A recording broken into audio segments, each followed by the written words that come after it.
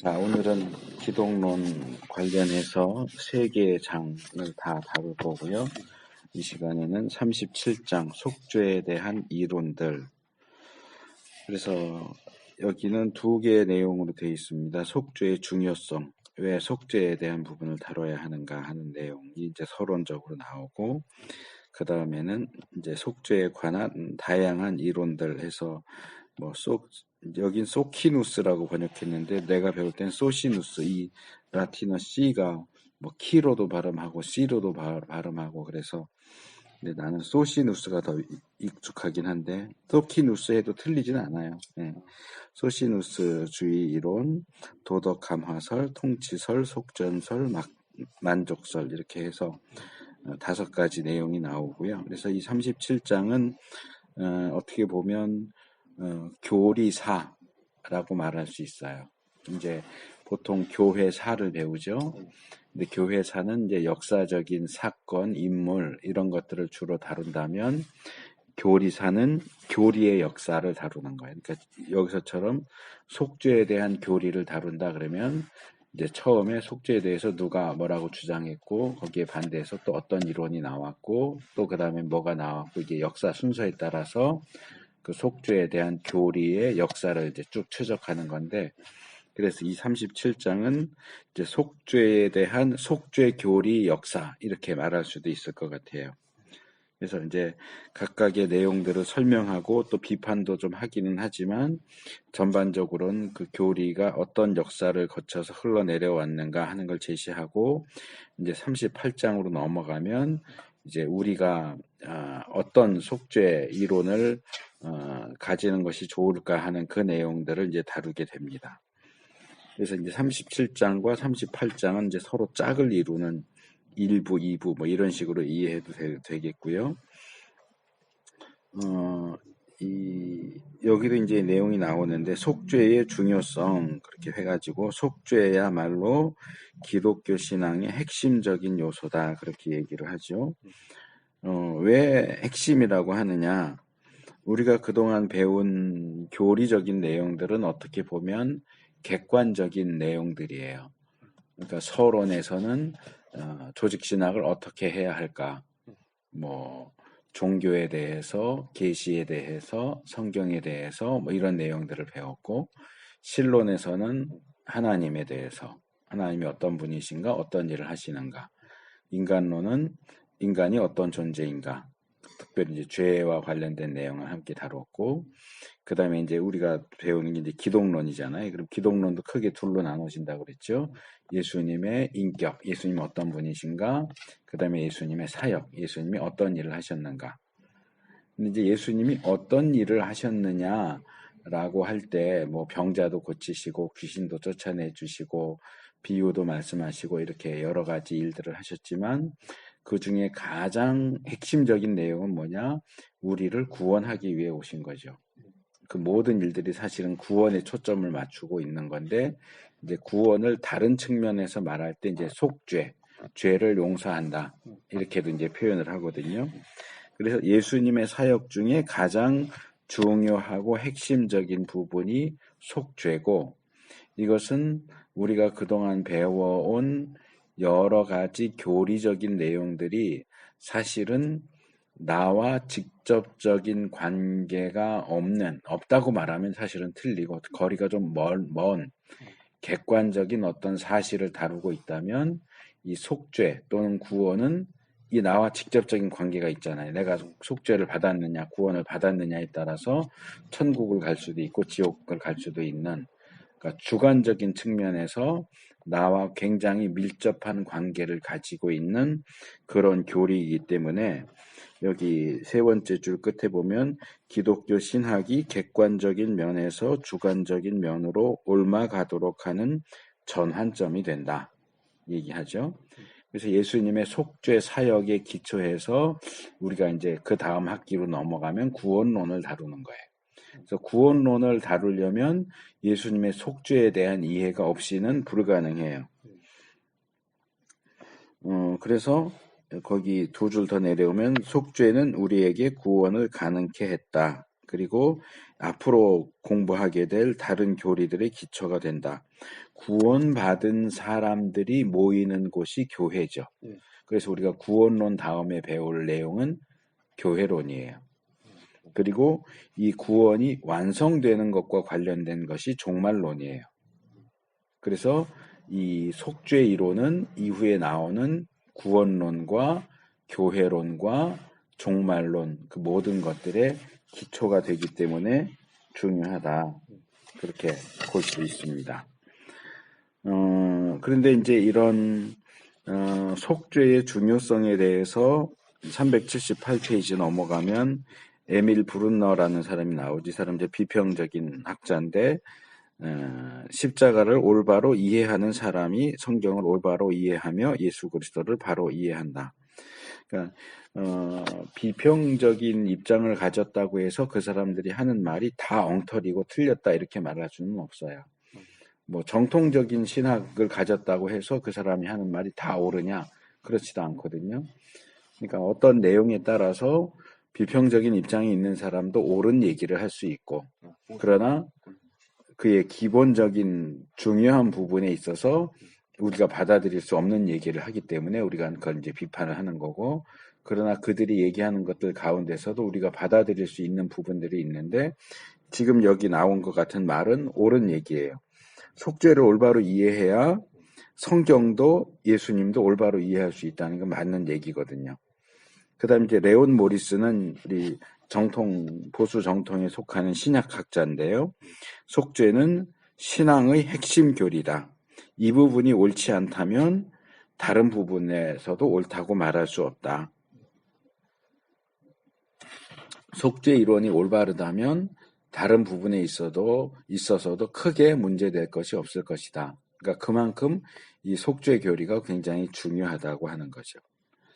그래서 우리가 지난주에 그 예수님의 뭐 동정녀 탄생이라든가 예수님의 무죄성 뭐 이런 부분들을 다뤘는데 그 부분이 왜 중요하냐라고 할 때 그것이 바로 구원과 연결되어 있다. 이제 다른 말로 하면 속죄와 연결되어 있기 때문에 중요하다라고 하는 거거든요. 그래서 이제 교회 역사 속에서 이단 이렇게 할 때는 이제 우리가 한문으로는 달을 이자에 끝단을 쓰거든요. 그래서 목사님들이 많이 설명할 때 이렇게 들어보면 비슷한 것 같은데 끝까지 들어보면 끝에 가서 달라진다. 이런 식으로 이제 설명을 해요. 근데 그거는 한문 표현에 대한 설명인 거고 이제 이 이단이라고 번역된 이제 영어 단어는 헤레시라고 하는 거예요. 헤레시라고 하는 영어 단어인데 이 헤레시라는 단어는 헬라어 하이레시스라는 단어에서 나왔어요.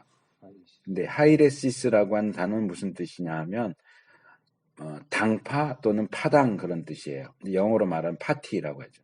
우리나라도 뭐 민주당, 자한당 이렇게 당 할 때 파티로라고 쓰거든요. 영어로. 그러니까 이제 뭐 음식 먹고 하는 그런 파티가 아니고 당, 내가 어느 당에 속해 있느냐라고 할 때 그 당을 파티라고 하는데 이 파티라고 번역할 수 있는 헬라어 단어가 바로 하이레시스예요. 근데 이제 이것을 음력을 하다 보니까 이제 헤레시라고 영어로 번역을 한 건데 이 하이레시스의 원래 뜻은 그냥 당이에요. 어떤 주장을 하는 그런 그룹. 그러니까 우리가 신약에 보면 그런 당이 나오죠. 바리새파. 그러니까 바리새 당인 거죠. 말하자면 바리새파, 사두개파, 열심당 이런 거 나오잖아요. 그게 다 파티예요. 하이레시스. 그러니까 바리새인들은 바리새인들 나름대로의 주장하는 내용이 있고 사두개인은 사두개인들 나름대로의 주장하는 내용이 있어요. 거기에 대해서 찬성하고 그 그룹에 속해 있으면 그 사람은 바리새파고 사두개파인 거죠. 그러니까 사두개인들 같은 경우 예를 들면 천사도 없다. 부활도 없다. 이렇게 주장을 한단 말이에요. 그러니까 거기에 동의하는 사람은 바리새파예요. 근데 이제 이게 교회 역사에서 흘러오면서 보수 정통적인 그런 입장과 주장을 하지 않고 잘못된 입장을 하는 그런 그룹을 가리킬 때 이제 그것이 헤레시라고 하는 의미로 이제 밝히게 된 거죠. 그러다 보니까 이제 이단 그러면 정통 기독교가 아니고 정통 기독교에서 가르치는 올바른 그런 가르침을 벗어난 주장을 하는 그런 잘못된 모임, 잘못된 그룹을 이제 이단 이렇게 부르는 거죠. 그래서 이단이 지난번에도 내가 슬쩍 지나가면서 얘기를 했던 것 같은데 어떤 교리를 건드리느냐에 따라서 이게 이단으로 정죄받고 하는 데 있어서 격차가 좀 있어요. 예를 들어서 인간의 구조라고 할 때 2분설, 3분설, 단일론 뭐 이런 것들이 있거든요. 근데 3분설에 대해서 좀 이단적이다 또는 성경적이지 않다라는 입장은 있기는 하지만 3분설을 주장한다고 해서 이단이다 그렇게 말하지는 않아요. 또는 종말론에서 천년왕국과 관련해서 전천년설, 후천년설, 무천년설 이런 입장들이 있지만 그 중에 어떤 입장을 취한다고 해서 이단이라고 부르지는 않아요. 근데 그런 부분에서는 뭐라 그럴까 조금 유연하다고 할까 허용치가 좀 넓은데 그런데 하나님에 대해서 다루면서 뭐 삼위일체를 건드린다거나 삼위일체를 건드릴 때는 우리가 이제 내일 이제 구원론 보강하면서 첫 번째, 두 번째 강의를 이제 성령론 다루게 될 텐데 성부 하나님에 대해서는 별로 문제가 없어요. 근데 성자 예수님에 대해서 우리가 그동안 살펴봤잖아요. 그러니까 예수님이 신이기만 하고 인간은 아니다라고 주장을 하거나 인간이기만 하고 신은 아니다라고 주장을 하거나 이제 신성과 인성과 관련해서 뭐 니케아 회의, 칼케돈 회의 이렇게 해서 이제 이단이 정제되고 했는데 예수님을 건드리면 삼위일체가 깨진단 말이에요. 예수님도 하나님인 걸 인정을 해야 삼위일체가 서는데 예수님을 거기서 빼버리면 삼위일체가 불가능해지잖아요. 또는 이제 성령님을 인격적인 존재가 아니라 어떤 그냥 막연한 힘, 포스, 파워 이런 걸로만 이해하면 역시 삼위일체가 깨진단 말이에요. 그래서 이런 부분을 건드리면 굉장히 민감하게 이단으로 정죄를 받아요. 그러니까 왜 그 부분을 건드리면 그렇게 민감하게 이단으로 정죄를 하느냐라고 할 때 그 부분을 건드리면 결국 어디로 연결되느냐 하면 이 속죄로 연결되는 거예요. 예수님이 신이기만 하다, 인간이기만 하다, 동정을 탄생하지 않았다, 무죄하지 않다 이런 식으로 예수님을 건드리면 삼위일체가 깨지는 것뿐만 아니라 속죄에 문제가 생겨요. 그러니까 예수님의 구원 사역, 속죄 사역이 제대로 행해지도록 하기 위해서는 기존의 동정녀 탄생 교리라든지 예수님의 무죄함이라든지 예수님의 양성론, 신성과 인성 다 가지고 있다. 섞이지 않는다. 혼합되지 않는다. 이런 교리들이 제 자리를 잡아야 그것 위에 속죄 이론이 서는 거예요. 근데 이 밑에 기초가 되는 교리가 흔들려 버리면 속죄 이론도 흔들려 버려요. 그러면 우리 기독교 신앙 그것을 그렇게 속죄 이론이 흔들린다고 할 때 그 주장과 그 신앙을 정통 기독교 신앙이라고 볼 수 있겠느냐? 이 문제가 된다는 거죠. 예를 들어서 기독교 정통 가르침은 예수 그리스도를 믿는 것을 통해서만 구원받는다라는 거란 말이에요. 예수님 믿는 거 외에는 구원받는 방법이 없잖아요. 그러니까 왜 예수님을 믿으면 구원받느냐라고 할 때 그 예수님이 어떤 분이냐가 이제 동정녀 탄생이라든가 무죄함이라든지 양성론 같은 게 이제 기초로 깔려 있는 거예요. 그렇기 때문에 예수님이 구원 사역을 이뤘고 구원 사역을 이루신 예수님을 믿으면 우리가 구원을 받는다 이렇게 되는 건데 그 기초가 되는 걸 다 무너뜨려 버리면 예수님을 믿는 게 의미가 없는 거고 또 더 나아가서 예수님 믿지 않아도 다른 방법으로 구원을 받을 수 있어. 만약에 이렇게 주장을 한다면 그건 이단인 거죠. 그렇기 때문에 특별히 예수님을 건드리면 아주 그 부분에 대해서는 뭐 빼도 박도 할 수 없을 정도로 이단으로 정죄받는 그런 모습을 우리가 교회사 속에서 많이 보게 되는데 그 가장 근원적인 이유가 어디 있느냐라고 할 때 그것이 결국은 속죄를 건드리거든요. 예수님을 건드리면 속죄를 건드리게 돼요. 예수님이 이루신 속죄 사역이 흔들리게 되거나 공격을 받거나 성경이 얘기하는 속죄를 비틀어서 잘못 주장을 하게 되는 쪽으로 갈 수밖에 없어요. 그래서 이제 그런 부분에 있어서 우리가 조심하는 것이 필요하다고 하는 거죠. 그래서 속죄 교리를 살펴보면서 둘째 단락입니다. 신학이 지닌 유기적 특성에 대해 명백하게 알 수 있다. 그래서 신학의 다양한 교리들이 이제 조직신학은 7개로 되어 있죠. 서론, 신론, 인간론, 기독론, 구원론, 교회론, 종말론. 그래서 이 7개의 교리들이 아주 유기적으로 서로 또 논리적으로 아주 잘 엮여져 있다 하는 것을 볼 수 있습니다. 그래서 여기 그 둘째 단락 밑에서 둘째 줄 보면 상호 연결성이라는 단어가 나오죠. 그래서 이 속죄 이론은 앞에서 얘기한 것처럼 구원론과도 아주 밀접한 관계를 가지고 있어요. 그러니까 우리의 구원에 대한 내용이니까 예수님이 우리를 구원하기 위해서 죄를 용서해 주기 위해서 어떤 일들을 하셨는가 하는 거니까 이건 바로 뒤에 따라 나오는 구원론하고 연결되고요. 아까 말한 것처럼 구원받은 사람들의 모임인 교회론과 연결되고 구원의 완성과 관련된 종말론과 관련되고 그 다음에 앞으로 거슬러 올라가면 이 구원은 누구의 구원을 다루는 겁니까? 인간의 구원이죠. 그러니까 인간론하고도 연결돼. 인간론과 죄론. 그러니까 인간이 죄인이기 때문에 구원이 필요한 거잖아요. 속죄가 필요한 거잖아요. 그러니까 속죄라고 할 때 죄의 문제를 이해하려면 인간론을 또 이해를 해야 돼요. 그리고 그 모든 구원 과정을 계획하시고 진행하시는 분이 성부 하나님이에요. 그렇기 때문에 이건 또 신론하고도 연결되죠. 그래서 모든 이 교리들이 서로 유기적으로 연결되어 있는 것을 볼 수 있고 그 중에서도 가장 이제 객관적으로 볼 때는 글쎄 하나님이 제일 중요하다고 말할 수도 있겠지만 우리의 주관적인 측면에서 볼 때는 아까도 말한 것처럼 속죄, 구원 이게 주관적으로는 가장 중요한 교리가 되지 않겠느냐. 그래서 우리가 이 속죄 교리를 제대로 이해하는 것은 굉장히 중요하다 하는 겁니다. 자, 그래서 이 속죄에 대해서 예수님이 우리에게 이루신 속죄가 어떤 것이냐, 또 어떤 특징을 가지고 있느냐, 어떤 중요성을 가지고 있고 어떤 특성을 가지고 있느냐를 가지고 초대교회에서부터 상당히 많은 논의가 되어 왔어요. 그리고 이제 우리가 살펴보려고 하는 게 그거죠. 속죄에 대한 다양한 이론들.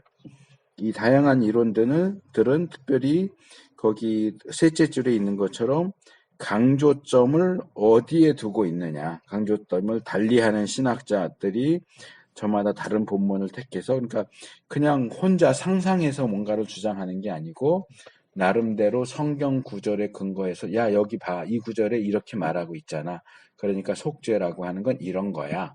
이런 식으로 이제 나름대로 주장을 해온 것들이 교회의 역사 안에서 정리해 보면 대체적으로 여기서 제시하고 있는 것처럼 5가지 내용으로 정리가 된다 하는 거죠.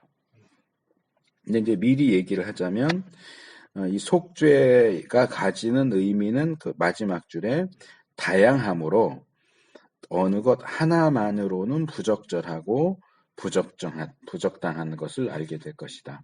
그래서 이제 5가지 내용을 살펴보는데 그 5가지 내용을 단순하게 첫 번째 이론 이거 틀렸어. 두 번째도 틀렸어. 세 번째 이것만 옳고 뒤에 네 번째, 5번째도 틀렸어. 이런 식으로 우리가 보는 게 아니고 첫 번째 이론은 뭘 얘기한다. 그런데 이 중에서 요 부분은 우리가 받아들일만 하고 요 부분은 좀 지나치다. 이런 식으로 이제 보게 되는 거예요. 그러니까 다 받아들일 만한 것을 일부분 다 가지고 있어요. 그리고 우리가 받아들일 수 없는 것들도 또 다 가지고 있어요. 그래서 여기서 우리가 받아들일 수 있는 것들만 정리하고 취합해서 38장에서 이제 대속 교리를 정리를 하고 있는 거예요. 그러니까 곧 그 38장을 다루기 위한 기초 작업으로 이 37장에서 이 5가지 속죄 교리를 다루는 겁니다. 그래서 첫 번째로 소키누스주의의 이론. 여기서 이 소키누스는 모범이다라는 주장을 해. 속죄는 모범이다. 그럼 무슨 얘기냐? 여기 이제 소키누스에 대한 소개가 나오죠. 16세기면은 종교개혁 당시거든요. 16세기에 살았던 인물들이고 오늘날 유니테리언 학파라고 그랬는데 이건 학파라기보다는 유니테리언 이단이에요. 이거는. 그러니까 이거는 삼위일체를 인정하지 않고 하나님만 인정하는 그 이단인데요. 그 학파라고 이건 번역을 잘못했네. 학파는 아닌데 이 유니테리언 파에서 그러니까 뭐 몰몬교, 여호와의 증인 이런 것처럼 유니테리언이라고 그냥 불러요. 거기에서 가장 잘 반영되고 있는 이론을 발전시켰다. 이들은 대속은 대리속죄의 준말이에요. 대리속죄. 그러니까 이건 우리가 38장에서 더 다루겠지만 예수님의 속죄는 대속이다 이렇게 말하는 거예요. 뭐냐 하면 자 내가 죄인이에요. 나와 형제가 죄인이어서 우리가 우리의 죄값으로 죽어야 되는데 우리가 안 죽었죠. 누가 죽었어요? 예수님이 우리를 대신해서 죽었어요. 대신해서 죽었죠. 어떻게 대신해서 죽었어요? 우리 죄를 가져가셨죠. 여기서 전가에 대한 얘기 우리가 지난주에 다뤘던 것 같아요. 우리 죄를 예수님께 드리고 예수님의 의를 우리한테 가져왔죠. 그렇죠? 죄가 전가되고 의가 전가됐어요. 그러니까 이 우리의 죄를 대신 예수님이 가져가셔서 죽으셨어요. 이것을 대속이라고 하는 거예요. 우리 죄의 문제를 해결하기 위해서 사실은 내가 죽어야 되는데 예수님이 나 대신에 죽으셨다. 그래서 우리가 구원을 받을 수 있게 됐다. 이것은 이제 속죄와 관련해서 대속이라고 하는데 이 소키누스는 이 대속을 부인합니다. 그리고 예수님이 대제사장으로서 우리의 죄를 속하기 위한 제사를 드렸다. 또 자기 자신을 제물로 삼아서 제사를 드렸다라고 하는 것도 역시 인정하지 않습니다. 그 부분과 관련해서 소키누스는 뭐라 그러면 첫째, 예수님의 지상사역은 제사장적이었다기보다는 예언자적이었다라고 주장을 해요. 그러니까 예수님은 제사장으로서 사역한 게 아니고 우리가 지난주에 기능 배웠잖아요. 원래 그 삼중직이라고 한다고 그랬어요. 선지자직, 왕직, 제사장직 그랬는데 이제 그것을 기능으로 바꿔서 계시, 중보, 통치 이렇게 해서 배웠죠. 그러니까 중보 부분을 빼는 거죠. 소키누스는 예수님이 중보 사역하신 게 아니다. 제사장으로서 사역한 게 아니고 계시 부분만 하셨다라고 보는 거죠. 그리고 이 예수님의 제사장적 역할이라고 하는 것은 결국 승천하신 예수님이 하늘에서 왕으로서 통치하시는 것과 별반 차이가 없다라고 주장을 하는 거죠. 그러니까 선지자직과 왕직은 인정을 하는데 제사장직을 인정을 하지 않는 거죠. 그러다 보니까 예수님이 제사장이면서 또한 제물이기도 하잖아요. 자신을 제물로 삼아서 드렸잖아요. 그래서 자기 자신을 삼아서 제물로 삼아서 대속적인 죽음을 죽으셨다 하는 것도 인정하지 않습니다. 그럼 예수님의 십자가의 죽음은 무슨 의미가 있는 거냐라고 할 때 소키누스는 모범이다. 우리에게 모범을 보여주신 거다. 샘플이다. 그렇게 이제 얘기를 하는 거죠. 그래서 모범설이라고 얘기를 하는 거예요. 그럼 뭐에 대한 모범이냐? 이 모범은 지금 형제도 듣고 그랬는데 이게 소키누스가 혼자 상상해서 얘기한 게 아니고 나름대로 여기 베드로 전서 2장 21절 그 다음에 요한일서 2장 6절 구절이 소개되어 있죠. 이 구절들에 근거해서 이 주장을 해요. 베드로전서 2장 21절에 이를 위하여 너희가 부르심을 입었으니 그리스도도 너희를 위하여 고난을 받으사 너희에게 본을 끼쳤다. 본을 끼쳐 그 자취를 따라오게 하려 하신. 자, 고난을 받은 건 뭐냐? 본을 끼친 거다. 그러니까 예수님의 십자가의 죽음은 모범이다. 대속이 아니고 모범이다. 또 요한일서 2장 6절 저 안에 거한다 하는 자는 그의 행하시는 대로 자기도 행할지니라. 예수님 행한 걸 보고 모범 삼아서 우리도 따라 해야 된다. 예수님은 우리의 모범이 된다. 그래서 이런 점에서 예수님의 고난과 죽음은 우리에게 모범을 보이신 거다. 우리가 예수님을 보고 따라하라고 모범을 보이신 것일 뿐이다. 라고 이제 주장을 하는 거예요. 그래서 이제 여기에서 이제 이 소키누스의 주장 몇 가지 개념이 세 가지가 제시가 됩니다. 첫째, 인간 상태에 대한 펠라기우스적인 견해다. 자, 이제 이런 것들은 기본 교회 역사나 용어나 인물들을 모르면 무슨 얘기를 하는지를 모르게 돼 있어요. 자, 펠라기우스가 누굽니까? 우리가 이미 다루긴 했어요. 펠라기우스는 어거스틴하고 대립했던 영국의 수도사입니다. 그래서 펠라기우스는 인간의 자유의지를 강조하죠. 인간이 타락했어도 자유의지가 완전히 없어진 건 아니다. 인간은 자기의 구원을 이루기 위한 행동을 충분히 할 수 있다. 라고 주장을 해서 어거스틴하고 싸웁니다. 어거스틴은 인간은 스스로 구원을 이룰 수 없는 존재다. 오직 하나님의 은혜, 은총만으로 구원을 얻을 수 있다라고 주장을 했고, 펠라기우스도 하나님의 은혜를 인정하기는 해요. 인정하기는 하지만 어거스틴처럼 절대적으로 100% 하나님 은혜로만 구원받을 수 있다 이렇게 주장을 하진 않고, 인간에게는 여전히 자유의지와 그 도덕적인 일을 행할 수 있는 어떤 선택할 수 있는 능력을 가지고 있기 때문에 100% 하나님의 은혜만으로 구원받는 건 아니다 라고 주장을 해요. 이건 뭐냐 하면 펠라기우스는 이 소키누스보다 훨씬 이전 사람이죠. 어거스틴하고 비슷한 시대 사람이니까 소키누스는 16세기라고 그랬고, 그러니까 펠라기우스가 어거스틴하고 싸우면서 어거스틴의 은총론을 반대하고 오직 은혜 아니고 우리 인간에게도 능력이 있어. 자유의지가 있고 구원받을 수 있는 어떤 믿음을 선택할 수 있는 능력이 있어. 왜 자꾸 하나님한테만 그 모든 우리의 구원에 대한 것을 떠맡기냐? 우리가 스스로 할 수 있는데 이렇게 주장을 했단 말이에요. 그러니까 소키누스는 지금 뭐라 그런다고? 예수님의 구원을 모범이다 그랬죠. 모범이라고 주장하는 건 뭐냐면 우리가 예수님의 모범을 따라할 수 있다는 얘기예요. 따라해야 된다 또는 따라할 수 있다. 그러니까 인간이 예수님의 모범을 따라할 수 있다라는 주장을 하려다 보니까 어디로 거슬러 올라가요? 바로 이 펠라기우스로 넘어가는 거예요. 이렇게 연결해서 펠라기우스도 인간에게 능력이 있다고 그랬잖아. 우리에게 능력이 있어. 예수님의 모범을 따라할 수 있는 능력이 우리에게 여전히 있어. 라고 이제 주장을 하는 거죠. 그 점에서 이제 펠라기우스하고 소키누스가 연결되는 거예요. 인간은 영적으로 도덕적으로 하나님의 의지를 실행할 능력을 가지고 있고 하나님의 기대를 만족시킬 수 있는 존재다라는 주장으로 발전이 되는 겁니다. 두 번째로 하나님과 관련해서 하나님은 보복적인 의의 하나님이 아니다.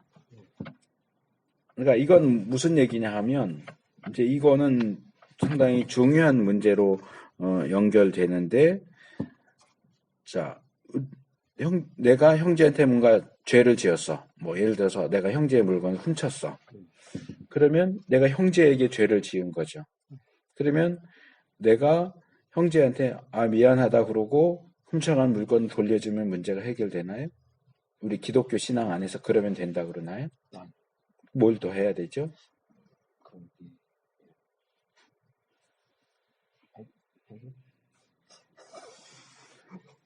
형제한테 잘못했다고 하는 게 회개라고도 말할 수 있죠. 내 형제 물건을 훔쳤으니까.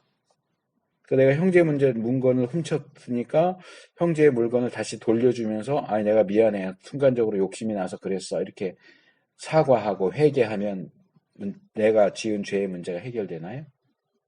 그렇지는 않죠. 그럼 뭘 더 해야 돼요? 1차적으로는 그렇게 했으면 2차적으로 자기를 하나님 같은 나아가서 그걸 또 예, 네, 잘 얘기했는데 네, 두 가지 정도 더 추가가 될 게 있는데 형제와의 관계 속에서 내가 형제의 물건을 훔쳐서 손해를 끼쳤기 때문에 손해배상을 해야 돼요. 그 이제 속건제의 개념이 그거예요. 보상. 그러니까 자, 이 필통을 내가 훔쳤다 그러면 필통 그대로 갖다 주면 끝나느냐? 이 필통을 잃어버려서 그동안 손해가 났기 때문에 거기에 보상을 해줘야 돼요. 보상. 뭐 5분의 1 정도라도 이렇게 배상을 하는 게 필요하고 또 하나는 지금 형제가 잘 얘기한 것처럼 하나님에게도 잘못했습니다고 회개하고 용서받는 게 필요해요.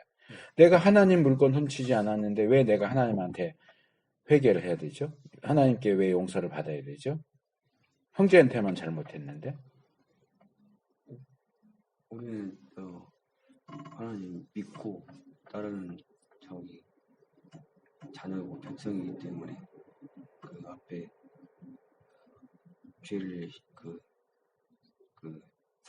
하나님 앞에서 사해에 줘야 그 언제나 그리고 그다음에 두 번째는 저비를 해야 언제나 여기 죄가 사해지는 거지 그거를 하지 않고는 죄가 완전히 안 없어지.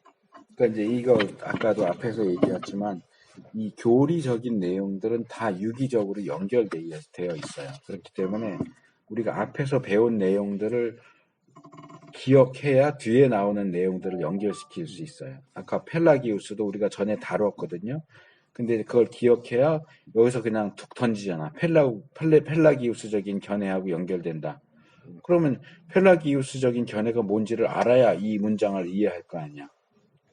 그러니까 그걸 까맣게 잊어버리면 펠라기우스가 뭐야? 사람이야? 물건이야? 이렇게 된단 말이에요. 그럼 여기서 문장은 써놨지만 그 문장이 나한테 도움이 하나도 안 돼요. 그러니까 우리가 죄론에서 배웠어요. 인간론 하면서 죄론에서 배웠는데 인간의 범죄는 인간을 대상으로 한 범죄일지라도 그것은 결국은 하나님께 지은 죄이기도 해요. 그러니까 내가 형제에게 잘못을 저지르는 걸 통해서 하나님께도 죄를 짓는 거야. 그렇기 때문에 형제한테도 용서를 받아야 되지만 하나님한테도 용서를 받아야 돼. 형제한테도 사과를 해야 되지만 하나님께도 회개를 해서 용서를 받아야 돼.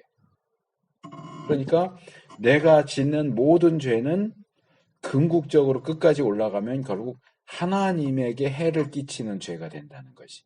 하나님께 범죄 행위를 하는 것과 마찬가지예요. 그렇기 때문에 하나님은 모든 죄에 대해서 대가를 요구하시죠. 그 가장 대표적인 게 뭐예요? 죄의 삭은 사망이에요. 죽음이에요. 그래서 하나님은 모든 죄에 대해서 사망이라고 하는 형벌을 내리시는 분이에요. 너 죄 지었어? 그럼 죽어야지. 이게 하나님의 공의거든요. 근데 소키누스는 그걸 인정하지 않아요. 야, 하나님이 뭐 그렇게 째째한 하나님인 줄 알아? 하나님 죄 져도 그냥 용서해 주실 수도 있는 분이야. 그렇게 여기 있는 것처럼 보복적인 의를 주장하는 하나님이 아니야 라고 얘기를 하는 거예요. 죄 지었다고 거기에 대한 보복으로 너 죽어 이렇게 하는 하나님은 그거는 성경적인 하나님이 아니야 라고 주장을 하는 거예요. 소키누스가. 네. 그래서 하나님은 하나님께 범죄한 자들로부터나 그들을 대신하여 주어진 속죄를 어떠한 형태라도 요구하지 않으신다. 그런데 죄도 없는 예수님을 죄인인 우리를 대신해서 죽으라고 요구하시겠어? 이거죠. 죄를 지은 우리한테도 죄 때문에 죽어야 돼 이렇게 요구하지 않는 분인데 죄도 지었지 않은 예수님에게 너 대신 죽어라고 하시지 않을 거라는 거죠. 그러니까 예수님의 죽음은 대속일 수 없고 모범이다. 이렇게 다 이제 발전돼서 나오는 거예요. 마지막 세 번째로 예수님을 단순히 한 인간으로 봐요. 자, 예수님이 신인데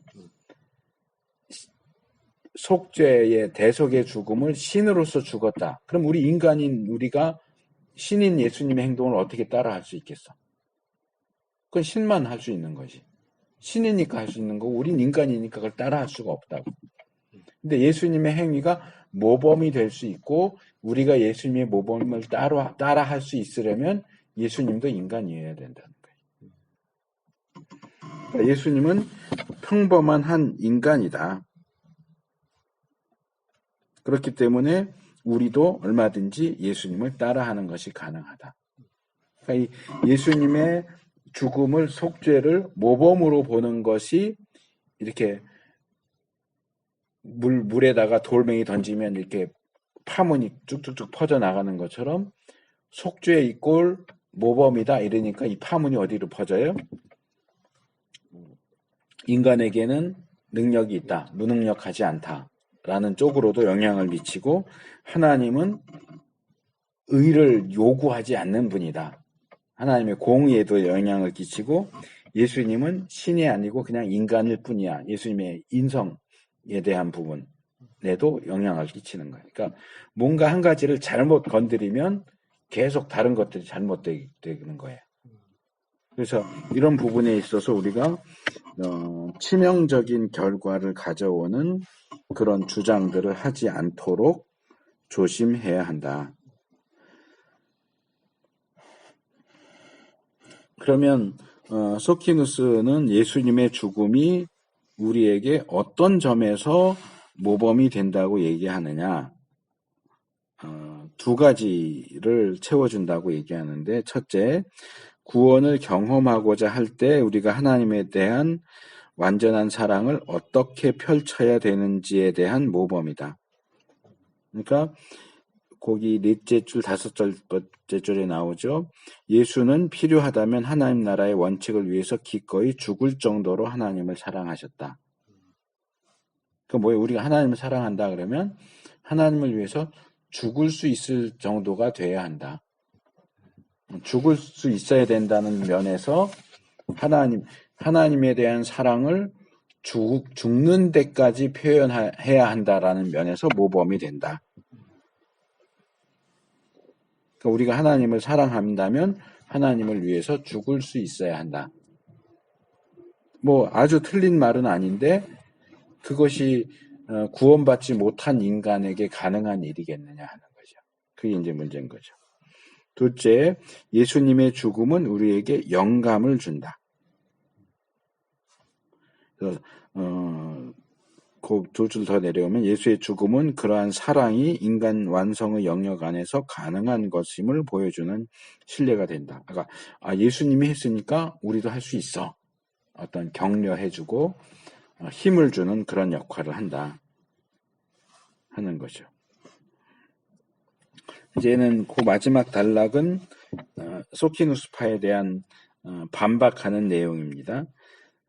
소키누스파의 견해를 가진 사람들도 물론 성경상의 예수님의 죽음을 달리 해석하고 있는 많은 구절에 접할 수밖에 없다. 예수님의 죽음에 대해서 속전, 희생제사, 제사장직, 죄를 담당하심 이런 식으로 언제 나오는 구절들을 다루는데, 구절들이 성경에 나오는데 이 부분을 소키누스파가 어떻게 하느냐? 그건 단순히 은유적인 표현이지 실제가 아니다. 그냥 말이 그렇다는 얘기지. 그러니까 예수님의 죽음이 희생제사다 이렇게 말하면 그냥 표현을 그렇게 한 것이지 실제 희생제사가 아니야. 이런 식으로 이제 말하자면 눈 가리고 아웅하는 거예요. 그러니까 뭔가 주장을 하려면 내가 주장하는 것에 반대되거나 문제가 되는 부분들을 솔직히 인정하고 다뤄야 돼요. 그러니까 이게 모범이다 그러면 모범이 아니야라고 하는 구절들을 어떻게 올바로 해석할 수 있는지 그 부분을 다뤄야 되고, 그 부분이 내가 주장한 모범이라는 해석으로 해결이 안 된다면 내가 주장하는 모범이라는 주장이 잘못됐구나라고 인정을 해야 되는데 그걸 인정을 하지 않는 거야. 그러면서 모범 이외의 다른 내용들, 특별히 대속이라고 하는 부분이 분명히 성경에 많이 나오는데 그 구절들이 마치 성경에 없는 것처럼 그건 그냥 말이 그렇다는 얘기야. 실제로 그렇지 않아 라고 하는 그런 식의 태도를 취하는 것은 잘못된 거죠. 자, 두 번째는 도덕 감화설입니다. 도덕 감화설은 뭐냐?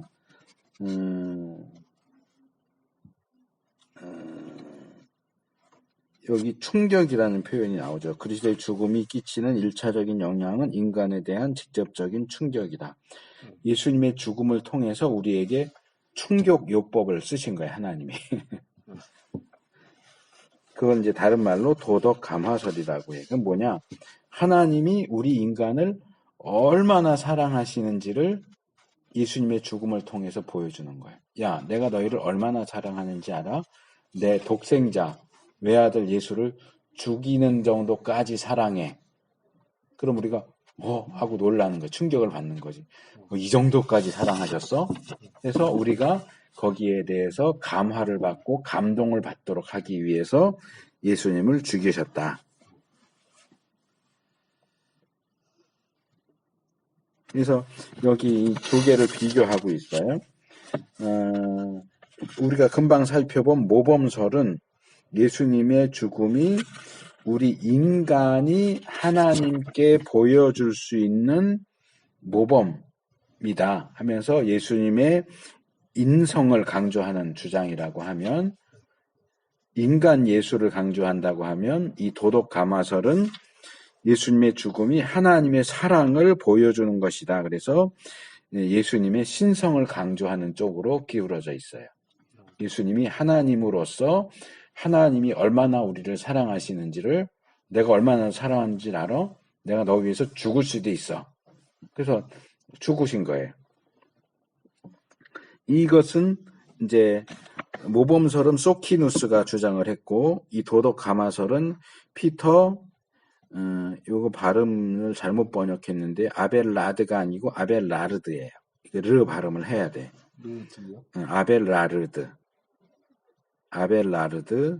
그리고 안셀름이라고 보통 안젤름 이렇게 부르는데, 이건 이제 발음에서 뭐 어차피 우리나라 말이 아니니까 크게 차이는 없지만, 아벨라르드하고 안젤름에서부터 그러니까 정확히 말하면 여기 있는 대로 하면 아벨라르드가 안젤름의 견해를 반박하면서 시작돼요. 그러니까 안젤름의 견해가 뭐냐? 그리스도의 성육식 사건은 이제 이게 제일 마지막에 나오는 건데 보상설이거든요. 안젤름의 주장은 캔터베리 대주교인데 영국 쪽에 종교개혁이 좀 지나서 하나님의 도덕적 존엄을 손상시켰기 때문에 거기에 대한 보상을 하나님이 요구하신다. 아까 소키누스는 하나님은 그런 보복적인 의를 주장하는 분이 아니야, 요구하는 분이 아니야 그랬죠. 이 안젤렘은 완전히 거기에 반대해서 하나님은 그런 도덕적인 의를 요구하는 분이다. 그게 왜 필요하냐? 하나님의 그 존엄에 손상을 입혔기 때문에 거기에 대한 보상을 하나님이 요구하신다. 예수님의 대속적인 죽음은 그런 하나님에게 그 손해를 끼친 것에 대한 보상이다. 이게 이제 안젤름의 견해, 뒤에서 다시 다룰 거예요. 거기에 대해서 아벨라르드는 반대해요. 그 소키누스하고 좀 비슷하죠. 하나님은 사랑이신데, 사랑이신 하나님이 예수님을, 죄도 없는 예수님을 자기의 말하자면 존엄성을 해쳤다고 해서 예수님을 대신 죽게 하셨을 리가 있어? 하는 거죠. 아니야. 예수님의 공의를 공의를 만족시키기 위해서, 이제 이 만족설이라고도 부르거든요. 예수님의 하나님의 공의를 만족시키기 위해서 예수님을 죽게 하신 것이 아니라 예수님의 사랑을 보여주려고 죽게 하신 거야. 이렇게 얘기를 하는 거예요. 아벨라르드는. 그래서 예수님의 죽음은 안젤름에 의하면 예수님의 죽음이 누구를 위해서 된 거예요? 하나님께 하나님을 대상으로 한 건데, 아벨라르드는 예수님의 죽음은 우리 인간 때문에 죽음, 인간에게 감화를 주기 위해서. 하나님이 이 정도로 우리를 사랑하시는구나 하고 우리에게 영향을 미치려고 죽은 거다. 완전히 반대되는 얘기를 하는 거죠, 서로. 그 후로 이제 호레이스 부시넬, 또 헤이스팅스 레쉬달 같은 사람들이 각각 미국과 영국에서 이 도덕 감화설을 주장을 하게 됩니다. 그래서 이 도덕 가마설이 가장 중요하게 보는 건 뭐냐? 하나님은 가장 근원적으로 볼 때 하나님의 본성은 사랑이시다. 공의보다는 사랑이다. 하나님의 공의, 거룩함, 의로움 이런 부분들을 축소시켰어요. 축소시키고 약화시켰어요. 왜? 사랑을 강조하다 보니까. 사랑하면 용서해야지. 잘못했어도 감싸주고 용서하고 이해해주게, 이게 사랑이지. 잘못했다고 너 매 맞아. 너 잘못했지. 몇 대 맞을래? 10대 맞아. 이게 사랑이 아니라는 거. 잘못했어도 그래 뭐 그럴 수도 있지. 감싸주고 용서해주는 게 사랑이라고 보는 거죠. 그러니까 사랑을 강조하다 보니까 공의나 거룩이나 의로움이 축소되고 약화돼요. 그래서 뭐라고 얘기하냐면 인간은 거기 밑에서 둘째 단 셋째 줄 하나님의 공의나 처벌을 두려워할 필요가 없다는 거예요. 너 죄 지었어? 그렇다고 벌 받을 걱정할 필요 없어. 뭐 죄 지었다고 지옥 갈 걱정할 필요 없어. 왜? 하나님은 사랑이니까. 죄 짓어도 다 용서해줘. 하나님 지옥 보내지 않아. 이게 이 도덕 가마설을 주장하는 사람들의 기본적인 입장이에요. 인간의 문제는 인간이 하나님의 법을 어겼기 때문에 하나님이 심판하실 것이라는 것에 있는 게 아니고 우리 인간 스스로가 만약에 형제가 나한테 뭐 잘못했어. 그럼 나를 볼 때 괜히 이렇게 주눅 들고 눈도 못 맞추고 쭈삣쭈삣하고 그럴 거 아니에요. 사람 기본 심정이 그렇잖아. 그렇죠. 그러니까 인간이 죄를 지으면 괜히 하나님을 대할 때도 아담과 하와도 선악과 따먹고 하나님 찾으니까 어떻게 숨잖아요. 그러니까 죄를 지어놓고 하나님이 날 벌하시면 어떡하지? 하나님 날 싫어하시면 어떡하지? 날 지옥 보내시면 어떡하지? 하고 어떤 죄책감, 죄의식을 가지고 죄책감을 가지고 하나님을 어려워하고 멀리하게 되는데 그런 태도 자체가 문제라는 거예요. 왜? 하나님은 사랑인데 다 이해하고 다 용서하는데 왜 우리가 그 하나님 앞에서 쭈삣쭈삣 해야 되느냐? 이게 이 사람들의 주장이에요.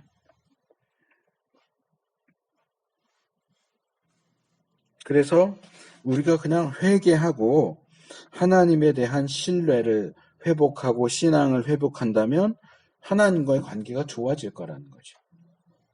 뭐 죄를 사하기 용서받기 위해서 뭐 죽어야 된다든가 이런 거 쓸데없는 소리고 그냥 하나님이 사랑이라는 걸 인정하고 그 하나님 사랑의 품에 그냥 달려나가면 하나님이 어이구 내 새끼 하고 안아주실 텐데 그거를 못하고 뒤에 물러나서 쭈삣쭈삣하고 그러는 것 자체가 문제다 하는 거죠.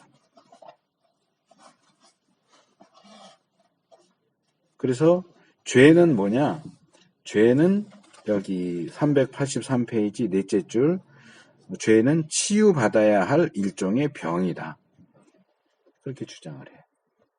이 죄를 병으로 보는 현대적인 그 견해는 아마 내가 인간론 하면서 초기에 얘기를 했던 것 같아요. 그래서 죄를 지어도 어떻게 해요? 이 사람 정신적으로 문제가 있었습니다. 그럼 어떻게 해? 감옥으로 안 보내고 병원으로 보낸다. 근데 그런 주장이 벌써 이때부터도 있었던 거예요. 그래서 죄는 병이야. 무슨 병? 말하자면 의심병. 하나님이 나를 용서하실까 하는 거 의심하고 죄를 지었으니까 나는 이제 벌 받을 거야 하는 어떤 그런 강박증. 그런 병이다. 그거 떨쳐버리고 하나님의 사랑을 믿고 그냥 하나님 앞에 달려나가면 하나님이 다 용서해 주시고 다 잘 될 거야. 그렇게 이제 주장을 해요. 뭐 근데 이거는 뭐 그냥 누가 들어도 이건 말이 안 되는 얘기야.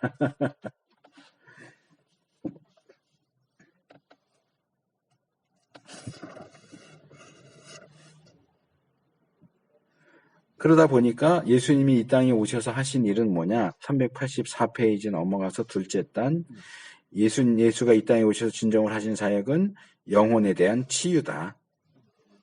그러니까 그런 강박증, 두려움, 의심 이런 걸 떨쳐버리고 하나님 앞에 얼마든지 떳떳하게 나갈 수 있어 하는 걸 보여주기 위해서 죽으셨다. 봐, 이렇게 널 사랑하는데 왜 하나님 무섭다고 그래? 하나님 무서운 분 아니야. 그냥 하나님 앞에 가기만 하면 돼. 그래서 우리의 영혼에 있는 그런 것들을 치유해 주기 위해서 오셨다라고 보는 거죠. 근데 이제 이런 주장이 성립되려면 이런 세 가지, 둘째 단 제일 끝에 보면 예수의 죽음은 인간의 가장 기본적인 세 가지 필요를 충족시킬 수 있게 했다라고 그러죠. 숫자가 이제 붙었어요. 1. 인간은 하나님의 부르심에 기꺼이 응답하는 열린 존재일 필요가 있다. 그러니까 하나님한테서 도망가지 마라. 죄를 지었다고 할지라도 도망가지 마라. 왜? 하나님 다 이해하시고 용서하시니까 하나님 앞에 당당하게 자신 있게 나가라. 그걸 보여주는 게 바로 예수님의 죽음이다.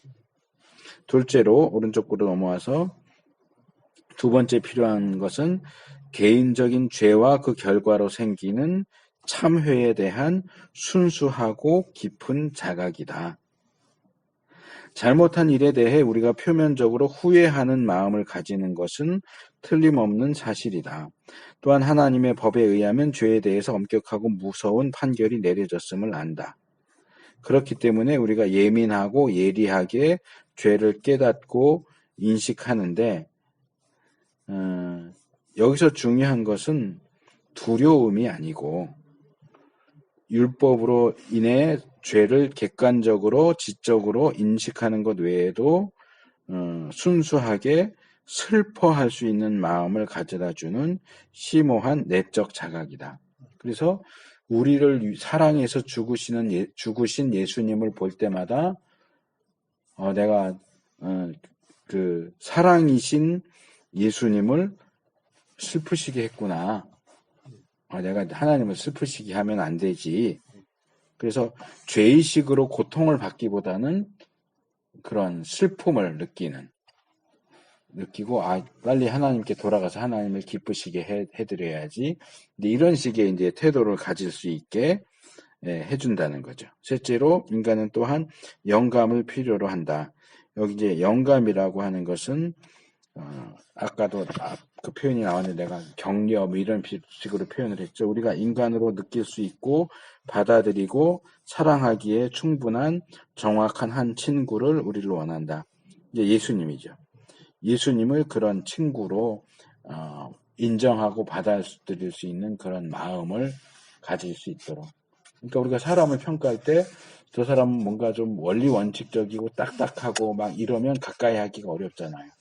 내가 말 한마디 해도 막 받아치고 이러면 내가 이 사람 앞에서는 말 조심해야 되겠다. 근데 내가 조금 실수를 해도 그냥 허허 웃고 넘어가지고 그러면 조금 격이 없어지죠.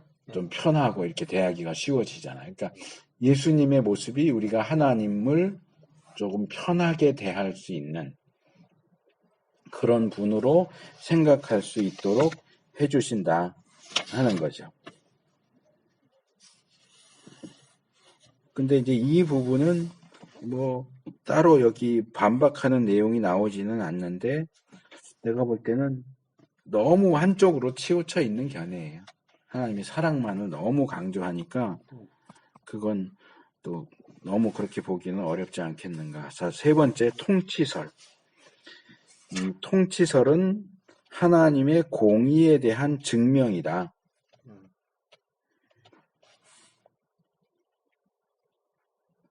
앞에서 살펴본 모범설이나 도덕 감화설은 우리가 하나님의 호의를 얻기 위해서 하나님의 사랑에 응답하기만 하면 된다.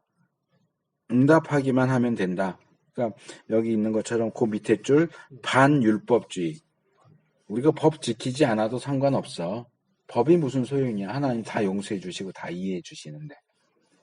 그러니까 우리가 하나님의 법, 하나님의 뜻을 순종하고 그런 거에 대해서 느슨해지죠.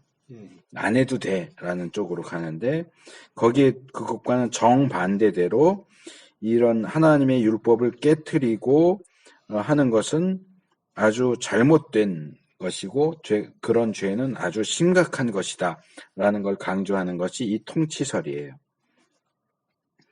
그러니까 하나님은 공의로운 분이다. 이제 앞의 내용이 하나님의 사랑만 너무 강조했다면 이것은 하나님의 공의를 사랑보다 공의를 강조하는 거예요. 반대로.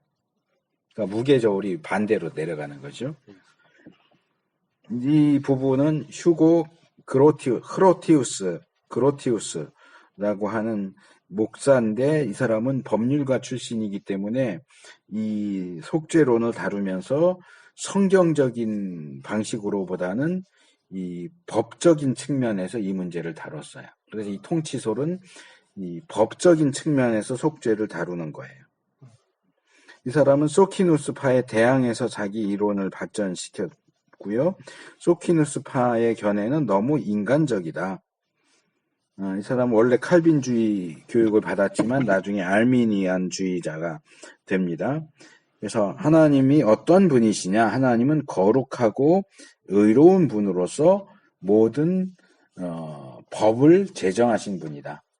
율법과 대부분의 그 서양 율법들은 그 모세 율법의 기초에서 이제 발전된 형태거든요. 그래서 모든 법의 기초가 이제 율법이니까 그런 모든 법들을 하나님이 제정하셨다. 법의 제정자다. 그래서 그 법에 대해서 위반하는 것은 결국 법을 만드신 하나님을 공격하는 것이고 하나님의 뜻에 위배되는 것이다. 그렇기 때문에 통치자이신 하나님은 죄를 다스릴 권한을 가지고 있고 죄는 마땅히 처벌받아야 하는 것이다. 아주 엄격한 그런 입장을 가지고 있죠. 물론 하나님의 사랑을 완전히 무시하지는 않아요. 완전히 무시하지는 않기 때문에 그 둘째 단락에 보면 하나님은 사랑으로, 그러니까 하나님이 법을 정하셨고 법을 위반하면 벌받아야 한다라고 하는 것은 원칙이지만 그건 원칙이고 그렇다고 해서 하나님이 항상 죄를 지은 모든 사람들을 다 벌을 받도록 하시느냐? 그렇진 않다. 왜 하나님은 살아계시기 때문에 거기 둘째 단 밑에서 셋째 줄 보면 하나님은 자신의 관용과 엄격함을 동시에 보여줄 수 있는 방법을 택하셨어요. 그래서 죄를 잊으실 수도 있고 그 위에 넷째 줄 보면 죄를 잊으실 수도 있고 범죄한 인간을 용서하실 수도 있다. 그래서 다시 밑에서 둘째 달 보면 죄를 용서하시기는 하지만 동시에 도덕적인 통치까지도 고려하신다. 그게 무슨 얘기냐? 훈련소 가면 그 조교들이나 내무반장 하는 사람들이 뭐 해요? 제일 처음 첫날 이거 해 저거 해 그러다가 어리버리 하는 애 있으면 하나 잡아서 족치잖아요. 말하자면 왜? 본복이야. 니네 정신 똑바로 안 차리고 말 안 들으면 이렇게 돼. 그러니까 이 통치설은 그 얘기예요. 그러니까 거기 들어온 모든 사람을 다 때리지는 않아. 다 때리지는 않지만 대표되는 케이스로 한 사람을 그렇게 벌을 주는 걸 통해서 너희들 죄 지으면 벌 받을 수 있다. 그 도덕적인 통치의 그 권위를 세우는 방식을 취한다라고 하는 게 이 통치설이에요, 바로. 그래서 용서하실 수도 있고 처벌의 시행을 느슨하게 할 수도 있지만 그 통치 그 원리를 세우기 위해서 이 예수님을 죽이시는 것을 통해서 그 권위를 세우신 것이다. 그래서 페이지 넘어와서 388페이지 셋째 단 통치설에 따르면 그리스도의 고난은 죄에 대한 일종의 속죄다. 예수님의 십자가의 죽음은 속죄이다. 셋째 단. 네. 그런데 이 그로티우스가 속죄라고 하는 표현은 일반적으로 사용하는 속죄라는 표현하고는 달라요. 거기에 밑에서 셋째 줄 보면 그로티우스는 예수의 죽음이 실질적인 처벌이 아니라고 믿는다. 그와 반대로 예수의 죽음은 처벌을 불필요하게 만들었다고 믿는다. 그로티우스에 따르면 사실상 어떠한 형벌도 예수에게 전가되거나 전이될 수 없다. 자, 일반적으로 법을 얘기를 하면, 자, 형제가 뭔가 법을 어겼어요. 그러면 재판소에서 약식 재판 이렇게 해서 벌금 얼마 아니면은 뭐 유치장 며칠 이렇게 해요. 그런데 선고해놓고 형제가 죄를 지었는데 나한테 벌금을 내라고 그러다가 나한테 유치장에 가라거나 그럴 수 있어요? 아니요. 불가능해요. 예. 죄 지은 본인이 벌을 받도록 해야지 옆에 있는 엉뚱한 사람을 대신 벌받게 하는 법은 없어요. 그러니까 그로티우스가 볼 때는 예수님의 죽음을 대속으로 보는 건 그것처럼 말이 안 되는 거예요. 죄를 지은 본인이 벌을 받아야지 예수님이 대신 벌을 받는다는 게 말이 되냐 이거지. 대신 벌을 받는다는 건 법적으로 볼 때 불가능하다는 거죠. 그러면 왜 예수님이 벌을 받았느냐? 우리의 죄를 대신 지고 벌을 받은 게 아니고 하나님의 도덕적인 통치가 요구되기 때문에 다른 사람들이 예수님의 죽음을 보면서 우리도 죄 지으면 저렇게 될 수 있어. 이렇게 우리가 죄 짓는 것을 억제하기 위해서 도덕적인 통치를 이루기 위해서 예수님을 어떤 샘플로 한 명만 조진 거지 말하자면 그 예수님만 죽인 거예요.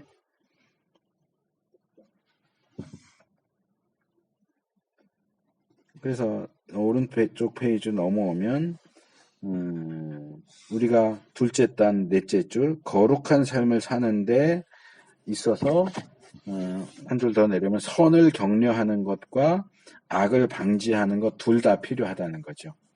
그러니까 착한 일을 하면 상을 주지만 나쁜 일을 해도 그냥 두면 해도 되는구나 이럴 거 아니야. 그러니까 착한 일을 하면 상선 벌악, 그렇죠?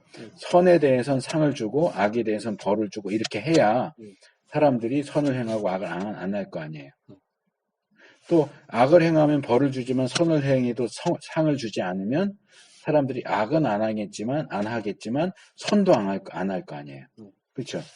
그런 점에서 예수님의 죽음은 우리를 대신해서 죽은 게 아니고 그냥 샘플로서 죽으신 것이다. 하나님은 악을 처벌하시는 분이야 라는 것을 대표적으로 보여주는 내용이다 라고 하는 거죠.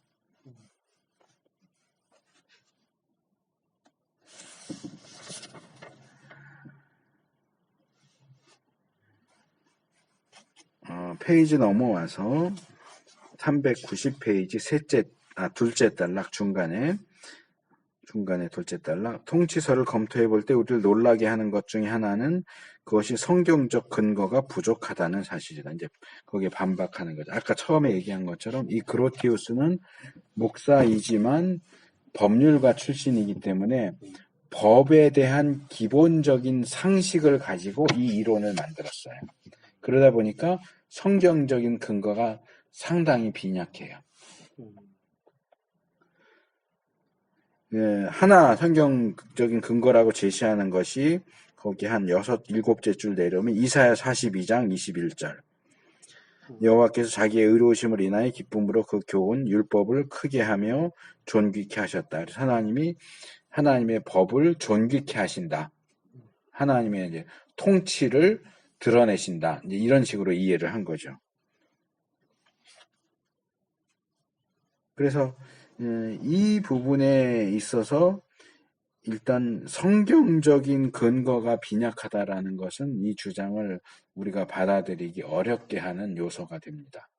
물론 일반적인 상식선에서 이런 내용들이 어느 정도 받아들일 수 있는 부분도 없는 건 아니지만 좀 빈약하다 하는 거. 그 다음에 속전설. 죄악을 물리친 승리로서의 속죄. 이 속전설은 굉장히 오래전부터 있었던 이론이고요.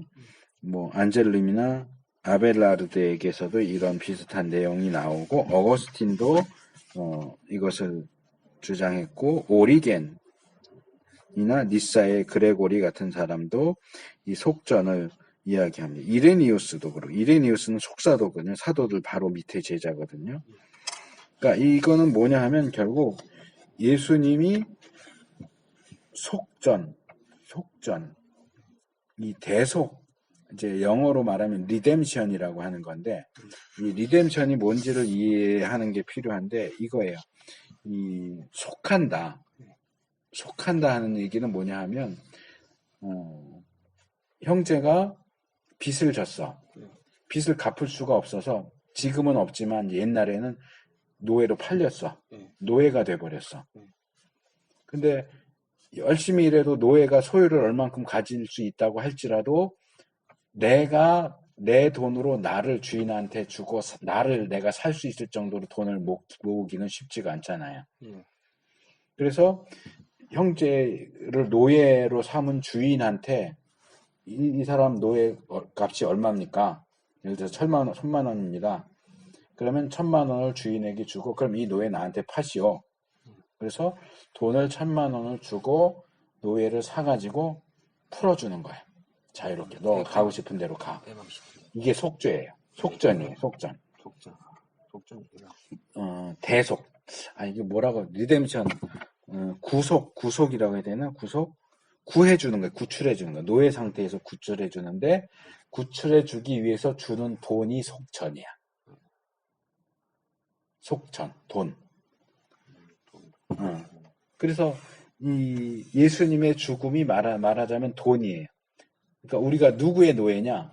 죄를 지었으니까 죄의 노예고 사탄의 노예야. 그러니까 죄인인 우리의 주인은 사탄이에요. 우리가 범죄하는 걸 통해서 사탄의 노예가 되어버렸어. 그래서 예수님이 우리의 주인인 사탄으로부터 구해내기 위해서 돈을 주고 우리를 살려고 하는데 그 돈이 뭐냐? 예수님의 죽음이야. 예수님의 십자가의 죽음이라고 하는 대가를 치르고 우리를 사탄에게서 사서 우리를 자유롭게 해주신 거예요. 그러다 보니까 이 속전이 누구한테 주는 거냐? 사탄한테 준다는 거죠. 왜? 주인한테 돈을 치러야 될 거야. 우리 주인이 사탄이니까. 죄인인 모든 인간의 주인은 사탄이니까 사탄에게 몸값을 주고 속전을 주고 우리를 사셨다라고 하는 게 이 속전 이론의 기본적인 내용이에요. 그래서 사탄에게 속전을 주었다라고 하는 것이 이제 기본적인 내용인데 이 부분에서 이제 조금 혼선이 있어요. 뭐냐 하면 왜 하나님이 사탄에게 속전을 지불해야 되느냐 하는 거죠. 392페이지 둘째 단락 오리겐의 교리 구조를 보면 예수의 피를 요구하는 것은 하나님이 아니라 사탄으로서 그가 이런 식의 거래를 먼저 주장하고 나서는 거다. 사탄이 예수님한테 야, 내 노예인 이 녀석 찾아가고 싶어요? 그러면 속전을 내세요. 내가 원하는 속전은 당신의 죽음입니다. 사탄이 거래를 제시하는 거지 예수님한테. 예수님이 그래? 그럼 내가 죽는 걸로 너한테 속전을 치를게 해서 우리를 이제 사셨다고 하는 건데 문제는 예수님이 죽음으로 끝나지 않잖아요. 예수님이 다시 사셨잖아요. 그러면 속전이 치러진 게 아니야. 사탄이 원하는 건 예수님의 죽음인데 예수님이 일시적으로 죽기는 했지만 다시 살아났단 말이에요. 그러니까 이건 말하자면 가짜 수표를 준 거나 마찬가지야. 그러면 왜 예수님이 사탄에게 정식적으로 거래를 하자고 해놓고서는 치러야 할 값을 제대로 치르지 않았느냐. 그러면 예수님이 또는 하나님이 부정직한 상인처럼 행동을 하셨느냐. 이 문제가 이제 발생이 된 거예요. 죽고 끝나야 되는데 다시 살아났으니까 죽음의 값을 제대로 치른 게 아니야. 그러니까 이 부분을 어떻게 이해해야 될까?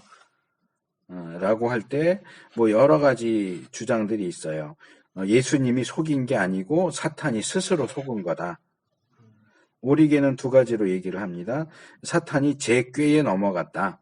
사탄은 자기가 예수의 영혼을 지배하는 주인이 될 수 있다고 생각했는데 예수님의 부활은 그렇지 않음을 증명했다. 둘째, 마귀는 예수의 가르침과 기적으로 인류가 부분적으로 자유롭게 되었으나 죽음과 부활로 완벽하게 구원받게 될 것이라는 사실을 몰랐다.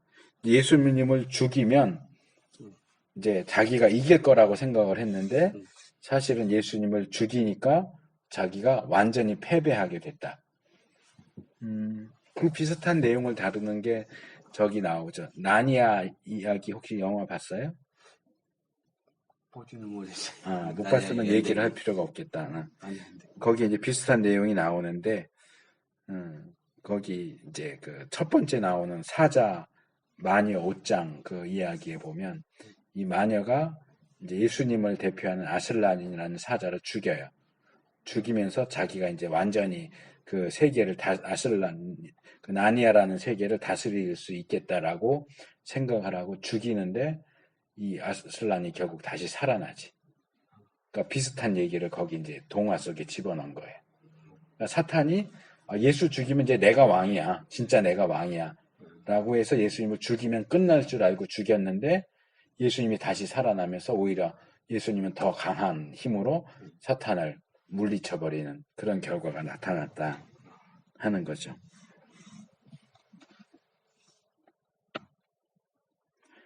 또 이제 다른 얘기도 쭉 나오는데 이 니사의 그레고리 같은 경우는 이런 얘기를 해요.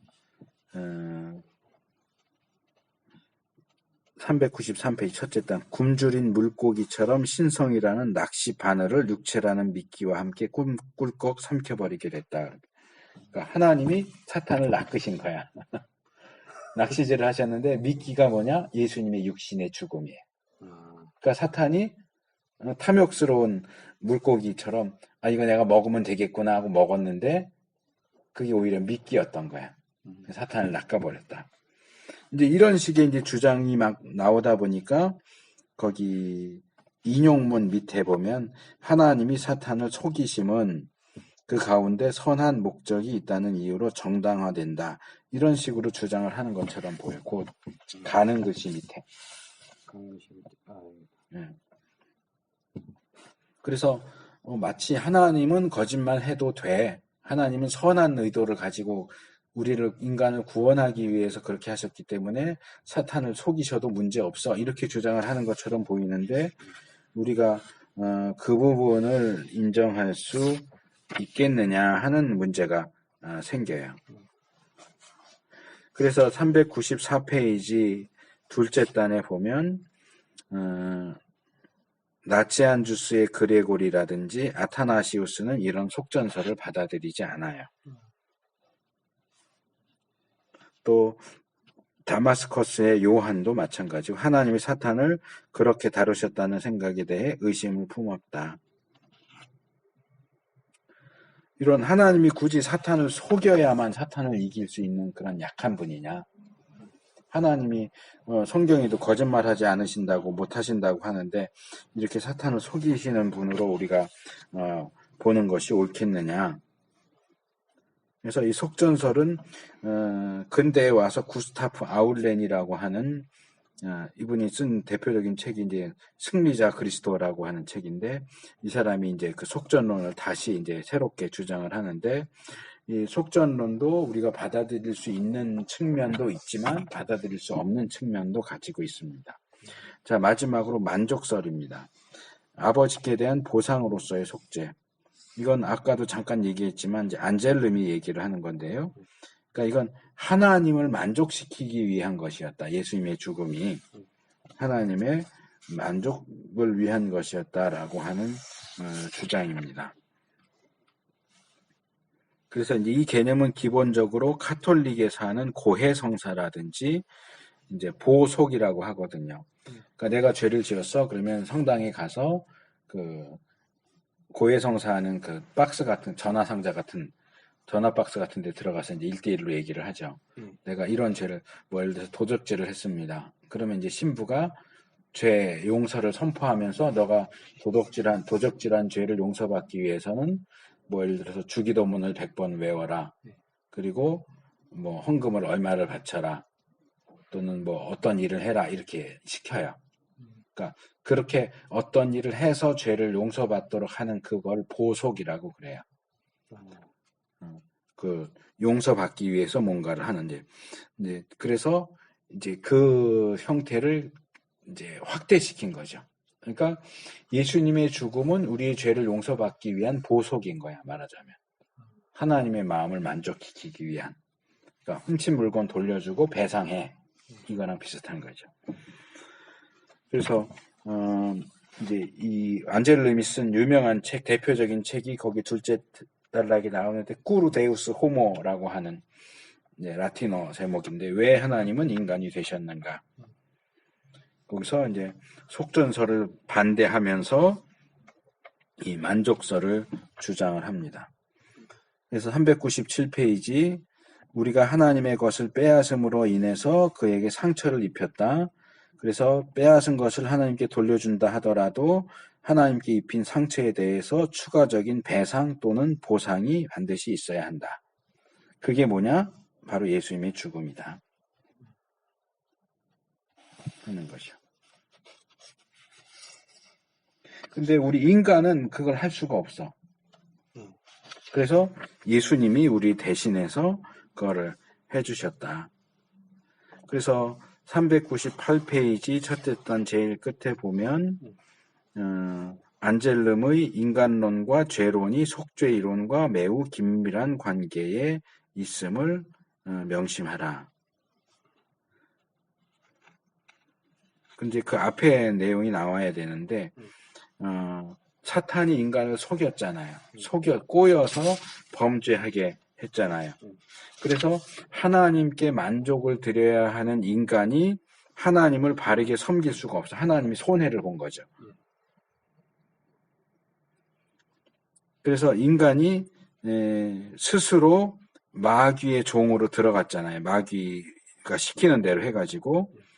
그래서 그것이 하나님께 너무나 큰 범죄고, 그렇기 때문에 반대로 그 죄를 벗어던지고 사탄을 패배시키고 하는 하나님께 반대로, 그러니까 갑자기 통속적인 표현이 떠오르는데 엿먹인다 그러잖아.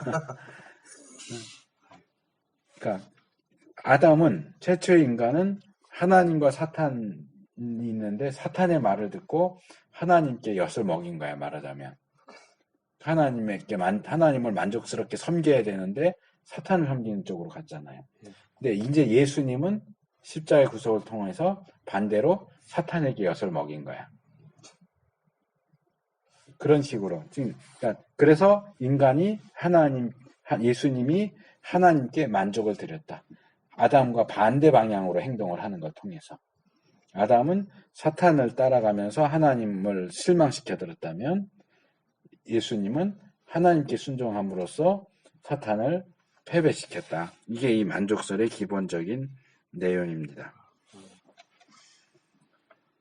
자, 그래서 이제 정리 399페이지 둘째 단.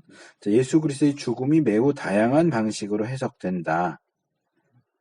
그래서 이 각각의 내용들은 우리가 받아들일 수 있는 상당히 중요한 내용을 우리에게 제시해주고 있어요. 하나씩 다 보자면 넷째 줄, 그리스도의 죽음은 첫째, 하나님께서 우리에게 요구하시는 헌신의 정도를 완벽하게 보여준 모범이었다. 모범설에서 우리가 받아들일 수 있는 것.